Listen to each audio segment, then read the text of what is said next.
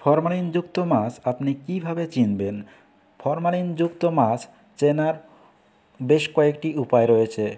যেমন ফরমালিনযুক্ত মাছের নাকের কাছে শুকলে ঝাঁঝালো ও বাজে একটা গন্ধ পাওয়া যায়।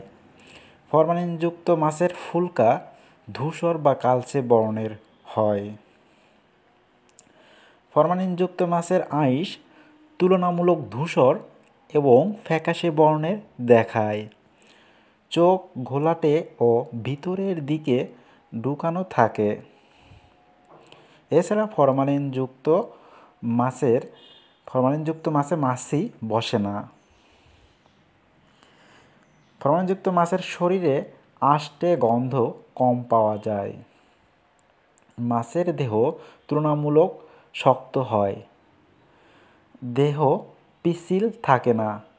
এই বৈশিষ্ট্যগুলো দেখে ফরমালিনযুক্ত মাছ চেনা যাবে। যে সমস্ত মাছে এই ধরনের বৈশিষ্ট্য পাওয়া যাবে সে সমস্ত